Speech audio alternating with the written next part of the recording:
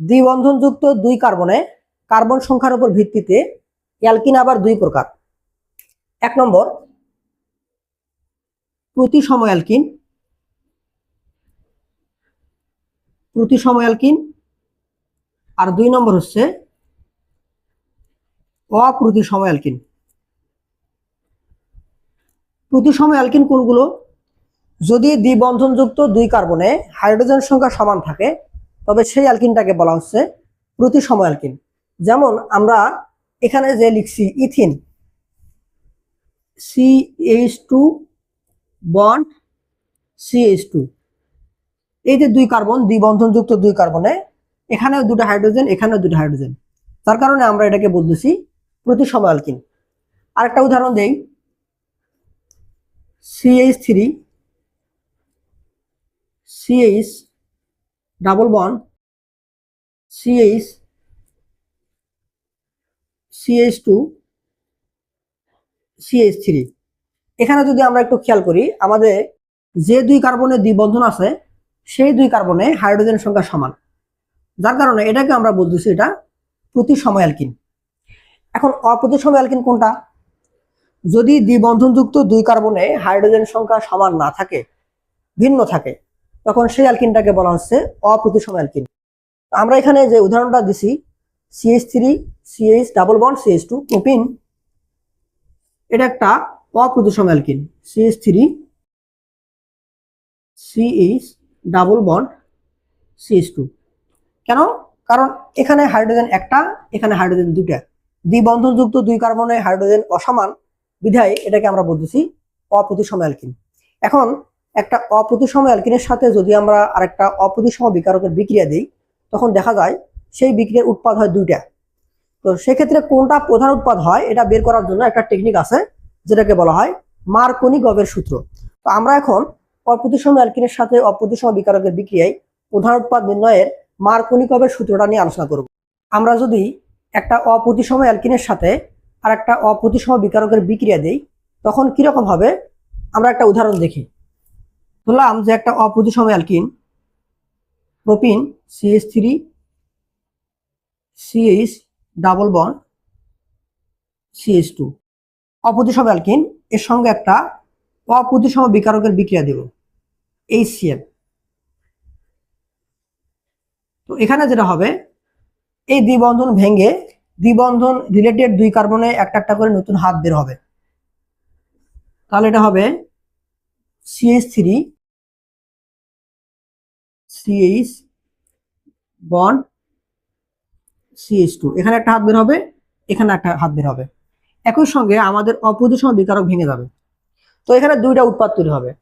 এই হাইড্রোজেন এখানে যুক্ত হতে পারে, তাহলে ক্লোরিন এখানে যুক্ত হবে, এটার নাম 1-ক্লোরোপ্রোপেন। আর একটা ঘটনা কি হতে পারে, CH3 CH বন্ড CH2 হতে পারে, এখানে ক্লোরিন যুক্ত হয়েছে আর হাইড্রোজেন এখানে যুক্ত হয়েছে, এটার নাম 2-ক্লোরোপ্রোপেন। আমাদের এখন বের করতে হবে যে 1-ক্লোরোপ্রোপেন এবং 2-ক্লোরোপ্রোপেনের মধ্যে কোনটা প্রধান উৎপাদ, এবং এইটা বের করার জন্য আমরা এখন এই মার্কনি-গবের সূত্রটা পড়ব। মার্কনি-গবের সূত্রটা কি বলে? এটার মূল কথা হচ্ছে তেলে মাথায় তেল দেয়া। কিরকম? অপ্রতিসম অ্যালকিনের সাথে অপ্রতিসম বিকারকের বিক্রিয়ায় বিকারকের ধনাত্মক অংশ অপ্রতিসম অ্যালকিনের যে কার্বনে বেশি সংখ্যক হাইড্রোজেন আছে সেখানে যুক্ত হবে।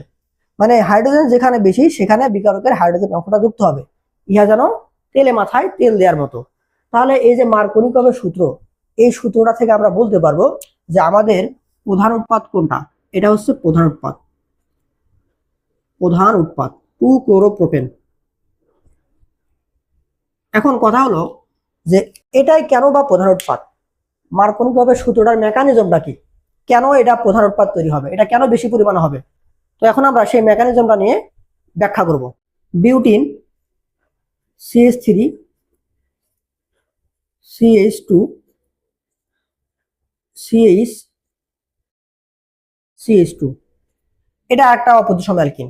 তো আমরা যদি এই অপ্রতিসম অ্যালকিনের সঙ্গে আবার আমি ওই বিক্রিয়াটা যদি দিই, তাহলে যেটা হবে আমাদের এই H+ প্রান্তটা এখানে যুক্ত হবে আর ক্লোরিনটা আমাদের এখানে যুক্ত হবে। হয়ে আমাদের প্রধান উৎপাদ তৈরি হবে, কারণ তেলে মাথায় তেল দেওয়ার মতো।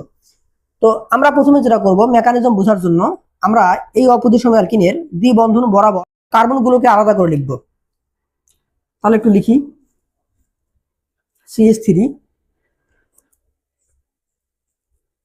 CH2 CH CH2। তাহলে আমাদের এই পাশে এটা একটা অ্যালকাইল গ্রুপ, আর এই পাশে এটা আরেকটা অ্যালকাইল গ্রুপ। তো আমরা জানি অ্যালকাইল মূলকগুলো ধনাত্মক আবেশধর্মী। এই কথাটার মানে হলো তারা অন্যের দিকে ইলেকট্রন ঠেলে দেয়, এবং অ্যালকাইল মূলকের আকার যত বড় হয় অন্যের দিকে ঠেলে দেওয়া ইলেকট্রনের ঘনত্ব তত বেশি হয়। তো এখানে বাম পাশে যে অ্যালকাইল গ্রুপটা আছে এটা আকারে হচ্ছে বড়, আর ডান পাশে যেটা আছে এই অ্যালকাইল গ্রুপটা আকারে ছোট। তাহলে এই যে অ্যালকাইল গ্রুপ, এই অ্যালকাইল গ্রুপ আর এই যে অ্যালকাইল গ্রুপ, এটা উভয়ই পরস্পরের দিকে ইলেকট্রন ঠেলে দিবে, কারণ এটা ধর্মই হচ্ছে হাইড্রোজেন ইলেকট্রন টেনে নিয়ে ঠেলে দেওয়া। যেহেতু এই অ্যালকাইল গ্রুপের আকারটা বড়, তাই সে এই ছোট অ্যালকাইল গ্রুপের থেকে বেশি পরিমাণ ইলেকট্রন এদিকে ঠেলবে। আর এই ছোট অ্যালকাইল গ্রুপটা এটাও ইলেকট্রন ঠেলবে কোন দিকে, বাম দিকে। তো এই ঠেলাঠেলির মাঝখানে যেটা বড় তার ইলেকট্রন ঘনত্ব বেশি হবে, এদিকে বেশি পরিমাণ ইলেকট্রন ঠেলে দিবে, যার কারণে এই ডান পাশে ইলেকট্রন ঘনত্ব বেড়ে যাবে, ইলেকট্রন ঘনত্ব অনেক বেড়ে যাবে। সেই তুলনায় আমাদের ছোট অ্যালকাইল গ্রুপটা কম পরিমাণ ইলেকট্রন বাম দিকে ঠেলবে। তো যেহেতু ডান পাশে ইলেকট্রন ঘনত্ব বেড়ে যাবে, আর আমাদের অপজিসম বিকারকের ধনাত্মক অংশ H+, যেহেতু ইলেকট্রনের প্রতি টান বেশি, তাই এই বিকারকের পজিটিভ প্রান্তটা আমাদের এখানে যুক্ত হয়ে প্রধান উৎপাদ তৈরি করবে, আর ক্লোরিন প্রান্তটা আমাদের এখানে যুক্ত হয়ে প্রধান উৎপাদ তৈরি করবে। তাই এই মার্কনিকভের এই মেকানিজমে অপ্রতিসম অ্যালকিনের যেই কার্বনে বেশি সংখ্যক হাইড্রোজেন থাকে সেই কার্বনেই আমাদের বিকারকের পজিটিভ প্রান্তটা যুক্ত হয়ে প্রধান উৎপাদ তৈরি করে। এটাই মূলত মার্কনিকভ সূত্রের মেকানিজম। এখন যদি আমরা আরেকটা উদাহরণ দেখি,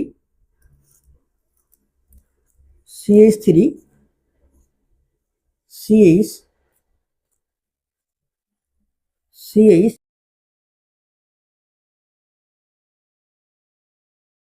CH3, এই অ্যালকিনের সঙ্গে যদি আমি একটা অপ্রতিসম বিকারক ধরলাম, হাইড্রোজেন ব্রোমাইডের বিক্রিয়া দিলাম, তখন কি হবে?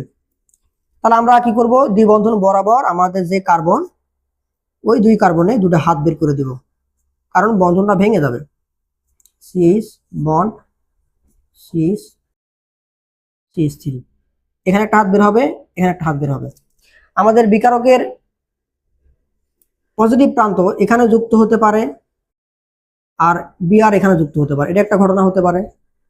অথবা ব্রোমিন এখানে যুক্ত হতে পারে, আর হাইড্রোজেন এখানে যুক্ত হতে পারে।